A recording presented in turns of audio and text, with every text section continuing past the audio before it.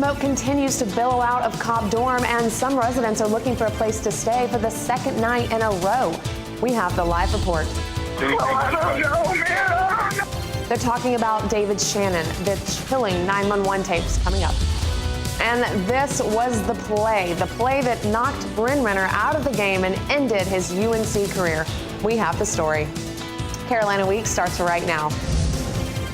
From the UNC School of Journalism and Mass Communication, covering Carolina in HD, this is Carolina Week. It's the talk all over campus, that fire at Cobb dorm, and the story continues. Hundreds of residents aren't sure where they're spending the night tonight.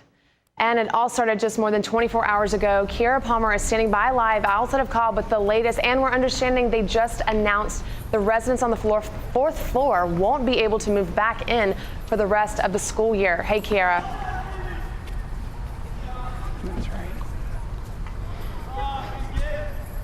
That's right, Landon. 380 students of Cobb's residence dorm here had to find someplace to sleep last night. And guess what? It's not the only night that they're going to be doing this. Let's take a look. Cobb's dorm had some severe damage on the fourth floor, and the smoke smell still is lingering on. Let's take a look at some pictures that we have here. As you can see, first, there's some smoke coming out of the chimneys. Last night, around 5 p.m., fire crews did respond to the fire, and they say they were able to contain the fire within the hour. They did trace the fire to the building's attic, saying it was caused by a problem with the insulation system. Nobody was injured, and there's no damage estimate at this moment. Student Affairs is trying to find housing for those students still in Cobb Deck right now. Now, later on this afternoon, the school did hold a meeting for some students who were affected by the fire damage to talk about insurance and property damage. I had the opportunity to sit down with one of those students. Lauren O'Connor won't be in her own bed on the fourth floor of Cobb Residence Hall. Instead, she'll be here at Carmichael after smoke claimed her room. Smoke billowed from Cobb's chimney when a fire began in the attic Tuesday afternoon. Although O'Connor didn't see the fire or smoke, she did see the fire's aftermath. There was water everywhere. Where the floors were uneven, there was like puddles of water. The stairways were like filled with smoke, and my eyes were watering and coughing, and it was like smelled like marshmallows. Crews were able to get the fire under control, but the smoke and damage were confined to the attic and the section on the fourth floor directly below the fire. O'Connor says that she was blessed that her room wasn't damaged too badly, but it was her neighbors across the hall in rooms 416 to 422 that weren't so lucky. She just sounded like a mess, and she's going on about, she said, my room is completely, all of my stuff is destroyed, my room is gone, like, I felt so sorry for her. Student Housing held an emergency meeting to help Cobb residents arrange shelter for the evening. Students had an option to stay in one of the 250 available rooms in North or South Campus or with friends and family. Officials say most students, except those living in that northwest wing, should be able to move back sometime Wednesday. So Jim said I was right.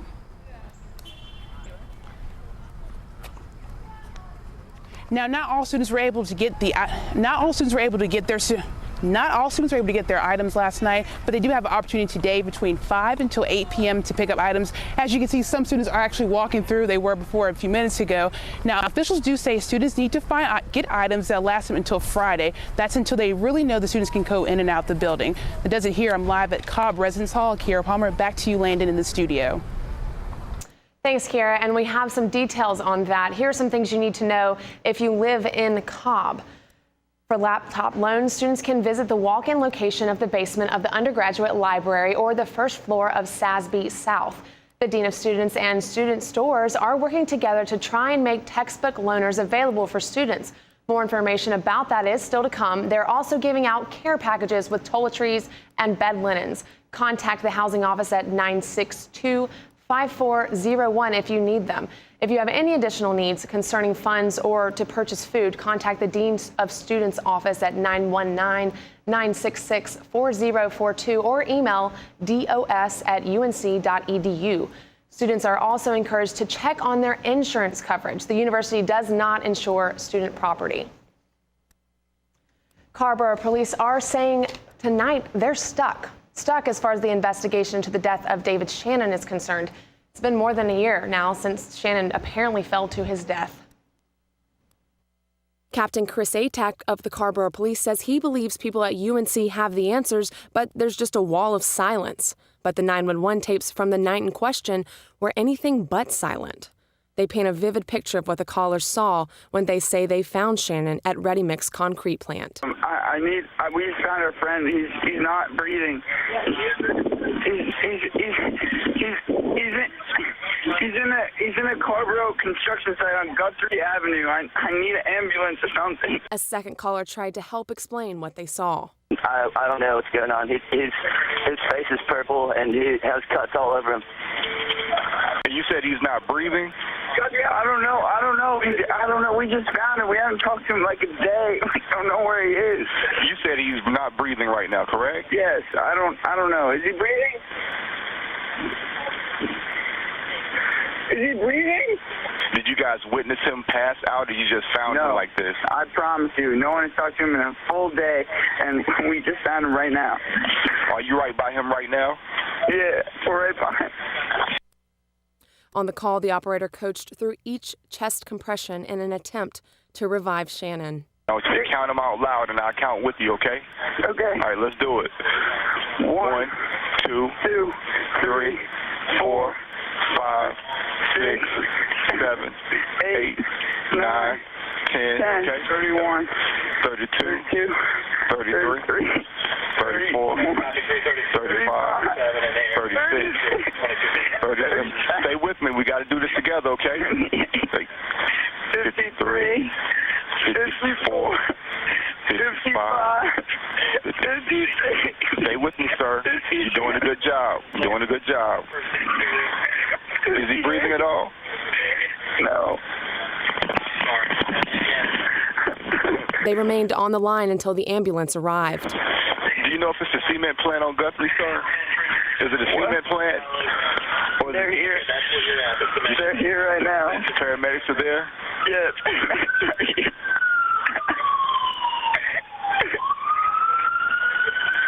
Okay, can you tell if he has any type of lacerations, any cuts, anything? Oh, I don't know, man. I don't know. I got it.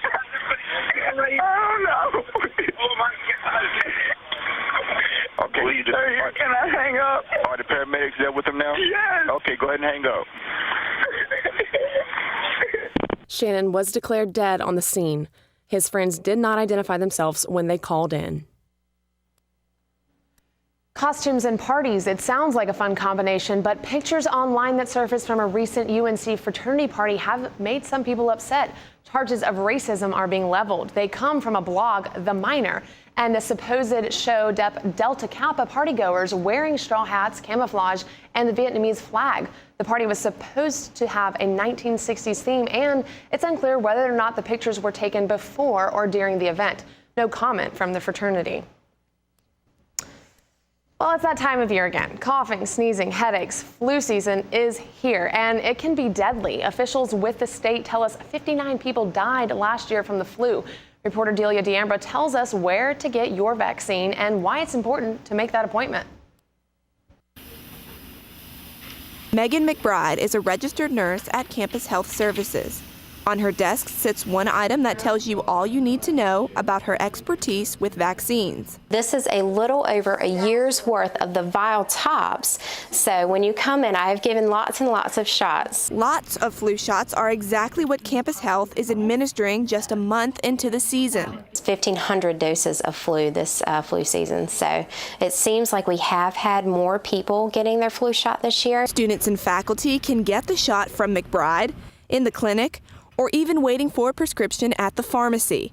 And timing is everything. It takes your body about 2 weeks to start building up antibodies, so you want to get it as earlier the better. Senior Melissa Schulman knows not making that decision last year cost her. And it wasn't so much the cough or the cold aspect, it was more of just feeling so physically drained. Luke Richardson remembers his bout with the flu last fall. Cold sweats. I was just, that was probably the worst one, the headaches and the cold sweats. McBride's tips on preventing the spread of sickness are simple. Wash your hands, stay home if you are sick, and wear a mask. And even though there are some side effects to the immunization, A sore arm, maybe feel a little tired that night or have a headache. The payoff is worth it. It is 10 times better than getting the actual flu. Also saving you time and money at the drugstore. Reporting in Chapel Hill, I'm Delia D'Ambra. Vaccinations at campus health services are free if you have Student Blue insurance, but cost $25 if your insurance provider is out of network. Getting through school is hard enough with all of the exams and papers and such. How would you like to do all of that and run your own business at the same time? A business on Franklin Street, no less. Our reporter Brittany Hendricks has that story. You've seen the logos. You know the brand. But have you ever wondered where all of this stuff comes from? Meet Ryan Coca and Rowan Smith, the owners of Thrill City. It's a clothing line Coca started in 2011 after playing around on his computer while studying abroad in England. I did a couple designs about the basketball team, and my friend Sonny promoted them on campus and sold the first Thrill City shirts before there was really a brand. And it's just kind of been growth since then. A growth that led Coca to make a big decision. After years of selling his gear online, Coca and his business partner opened their own store in the heart of Chapel Hill. I mean, it's not huge, it's tiny, but like, I think it'll be a place we want to hang out a lot. Coca and Smith developed a friendship in one of their classes last year. After months of being a sounding board for Coca, Smith decided to extend a helping hand. As the business was starting to get a bit bigger, I think it was getting to a point where he wanted to be able to kind of have more people helping him out. Speaking of people helping him out, we got a direct message from somebody who's like a San Antonio Spurs fan who was like, hey man, you should watch the videos online of them getting off the plane. I think Danny Green's wearing one of your shirts. So stuff like that's cool. But the help didn't stop there. Veterans like Rashad McCants and junior guard PJ Harrison have all been seen wearing Thrill City clothing. Coca and Smith still think there is room for more growth. We want people to think of it as a space, as a concept in which people can come together from different parts of Chapel Hill and bringing together that synthesis. A space Coca and Smith believe Chapel Hill students will enjoy shopping at. In Chapel Hill, I'm Brittany Hendricks. There's been a little glitch since the opening day of the store. It seems the new businessmen didn't get the proper licensing from the town. They assure us tonight they'll be reopening tomorrow. Thrill City is located at 422 West Franklin Street. What's the Kia hamster got to do with a Carolina education? We'll tell you coming up next on Carolina Week.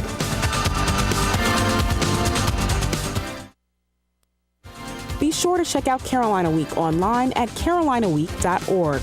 Connect with us online by liking the Carolina Week Facebook page and following us on Twitter at Carolina Week UNC.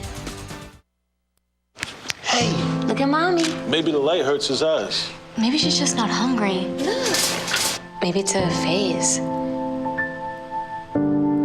Avoiding eye contact is one early sign of autism. Learn the others today.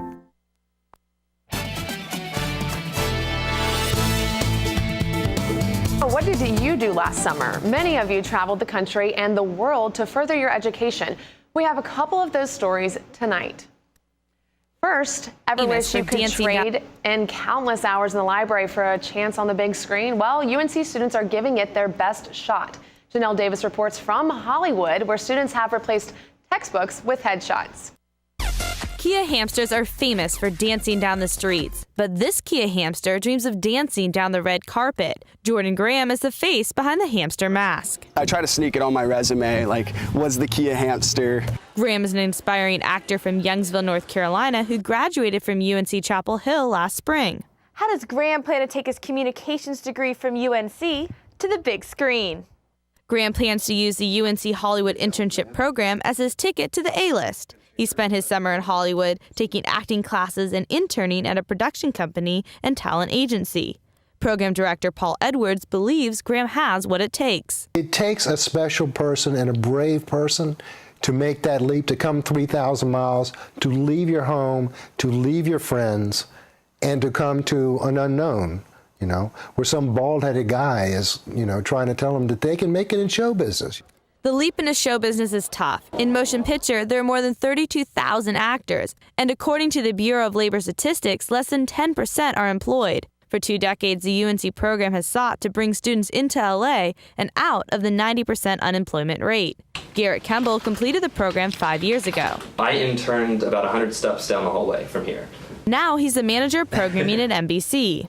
Graham hopes to mirror Kemble's success. This internship's definitely made my dreams of being a director, actor, way more manageable. Now I can see how people do it. With stars like Andy Griffith, seeing Tar Heels on the big screen is nothing new. Maybe the next time you see Graham, he'll be out of the hamster costume and on a star. Reporting from Hollywood, I'm Janelle Davis. Graham is currently working at Disney and working on writing projects on the side. Our stories of globe-trotting Tar Heels don't end there. Do you know where the Azores Islands are? Don't worry, you're not alone.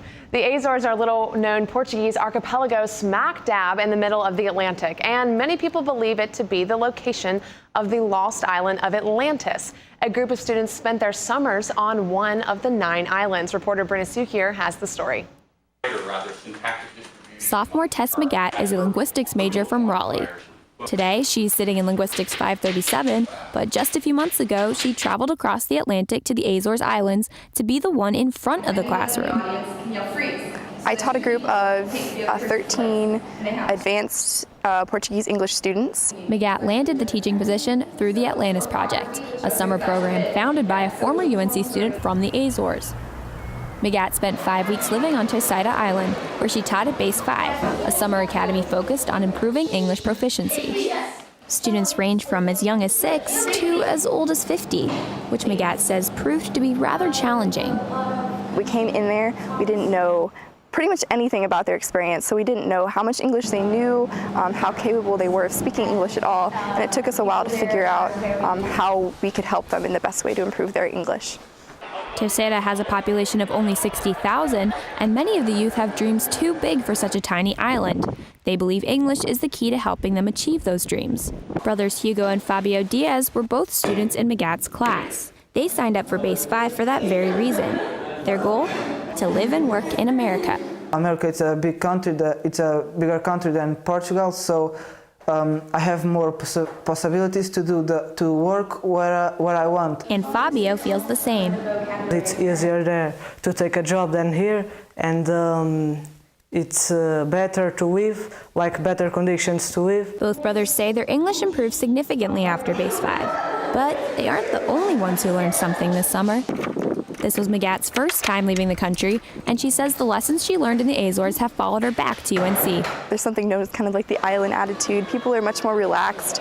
Nobody really cares about being on time, so it's just a completely different culture, and being surrounded by that, you kind of get absorbed into it, and you really get into the hang of it. And coming back here, I kind of tried to bring it back with me to this kind of like relaxed, stress-free kind of attitude. So although McGatt is back in Tar Heel territory, she's managed to keep a touch of Terceira with her. She plans to travel abroad again next summer, and it's all thanks to her time in the Azores. Just like it did for the Diaz brothers, the small island of Terceira has sparked big dreams for McGatt. In Chapel Hill and the Azores, I'm Bryn Renner. One day it's hot, one day it's cold. What season is it anyway? Catherine Thompson has our weather next on Carolina Week.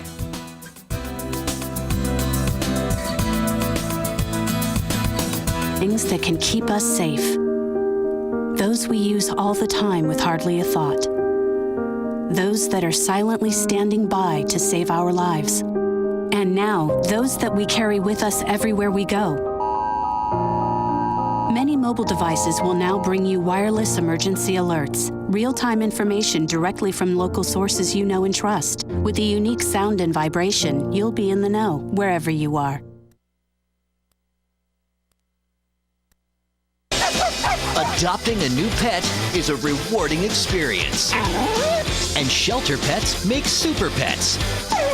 Your new best friend will steal your heart, bring you happiness, and enrich your life for years to come. You can make a difference in the life of an animal. Adopt and bring home a Shelter Pet today. To find out more, visit theshelterpetproject.org.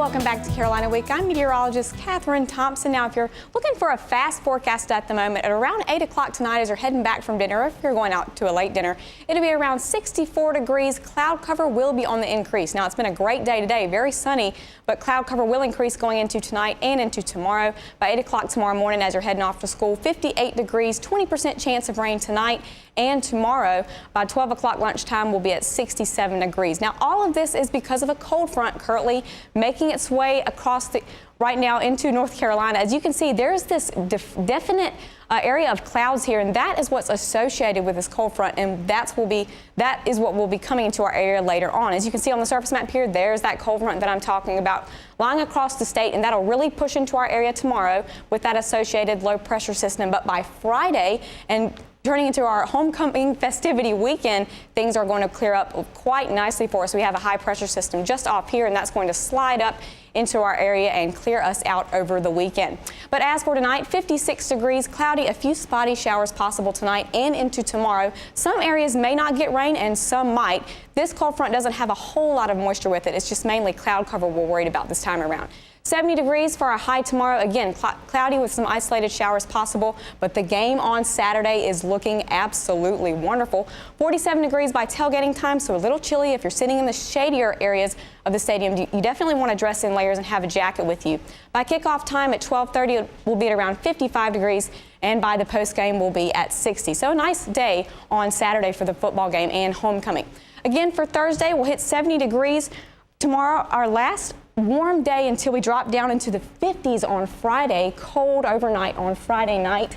Saturday and Sunday looking mostly sunny, and for Monday, highs in the low 60s with sunny skies. So the cold really is going to come? I mean, it's November. Coming, but if you're looking for an excuse to get the hot chocolate apple cider out, perfect night on Friday night to do that. All right, sounds good. I'll do that. Thanks, Katherine. Thank you. We thought this hit was bad enough when it happened Saturday. Well, things have gotten worse. The story after this.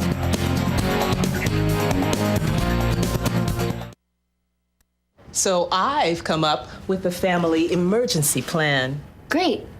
What is it? It's difficult to talk about, so I'm not telling you. How will we know what to do? You won't. I'm so glad I won't have to remember anything. And me too. Thanks for this, sweetie. Talk to your kids about who to call, where to meet, what to pack. Visit ready.gov/kids for tips and information.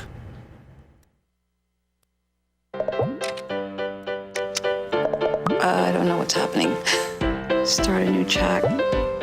What did I do? Okay. Wow. That is so weird. Hey! Hi! Oh my gosh. Hi! God, I don't even know what to say right now. I'm so nervous. Gia, you're so big. Come closer to the camera. Wait, now you're in my face. That was so good.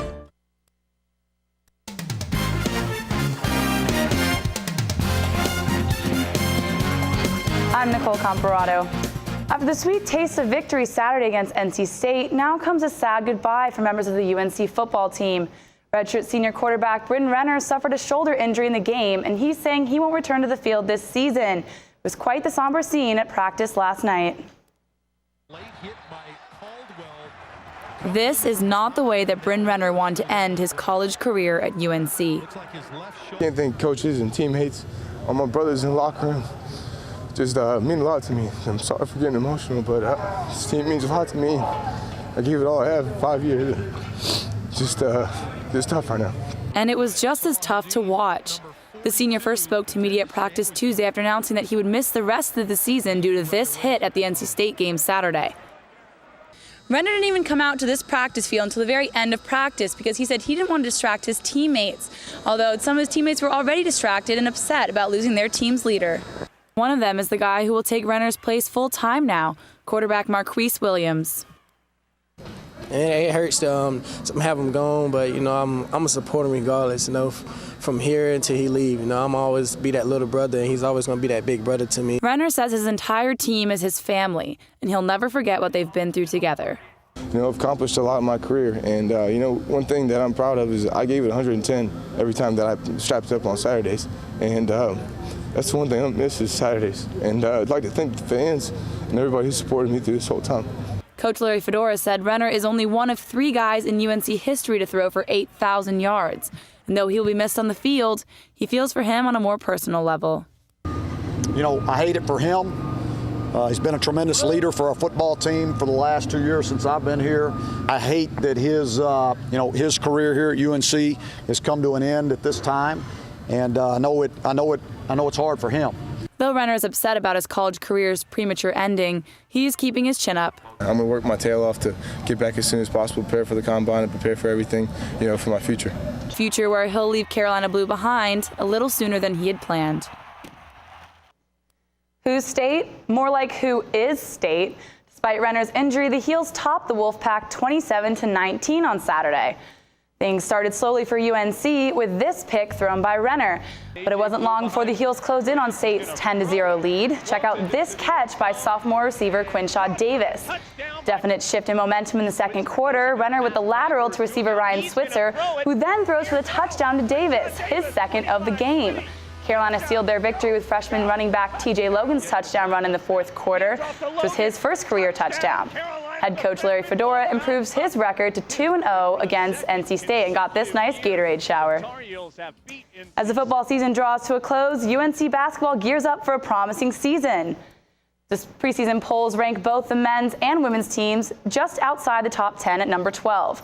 The 2 teams remain undefeated after last week's exhibition games. The women will face the Air Force Academy in their first official game Friday at 4:30 in Carmichael Arena.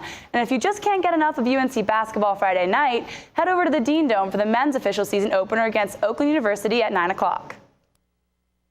Well, Lana, we were actually just receiving an update that Bryn Renner has been released from surgery at UNC hospitals, and it went very successfully. So good. We wish him a very, very speedy recovery. It was a heartbreaking interview. Absolutely. And he told me that he's going to be doing all he can possible for the NFL Combine coming up. He still has those NFL dreams up there. So, all right. Well, we're rooting for him. Best of luck to him. Thanks, Nicole. Thank you. It's been 25 years, and it's finally time. Time to open the time capsule buried right here. We'll tell you all about it next.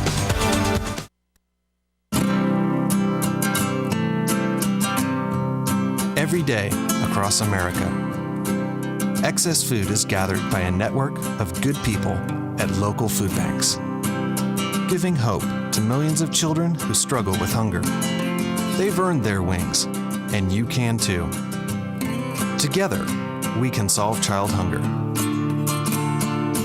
Support Feeding America and your local food bank at feedingamerica.org. If I got to go to college, oh my goodness. I like discovering new things. You get to see what works for you and what doesn't. That helps you evolve as a person. You get to make like a supernova of skill or talent or whatever it is. I've always wanted to go to college. I just feel like that's my destiny. My name is Queen, and I am your dividend. The next 30 seconds can save you a lot of money. Just do your laundry in cold and stick to full loads. Auto-sleep your computers. Plug your gadgets in a power strip and switch it off when you're done. Headed out? Turn back your thermostat by 10 degrees. And drive sensibly. The more energy you save, the more money you save. Find other great tips at energysaver.gov.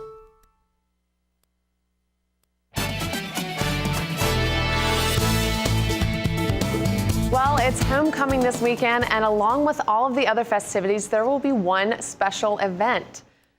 Tens of thousands of students walk through the lower quad every day, but few notice this plaque. Back in 1988, the senior class at UNC buried a time capsule. The class planned to open it 25 years later during the reunion. Well, that time has finally come. Eric Chiltern is the diehard Tar Heel who came up with the idea. He says we can expect to find basketball tickets, newspaper headlines, soda cans, and other 80s memorabilia. The artifacts will be on display in Wilson Library after the opening. People can observe and maybe even claim some of their items. Come see the class of '88 dig up the time capsule this Friday at 1 p.m. in the lower quad. Make sure you come down, see that, and the big game against UVA. It should be good. And we'll see you next week right back here. Thanks so much. See you next week.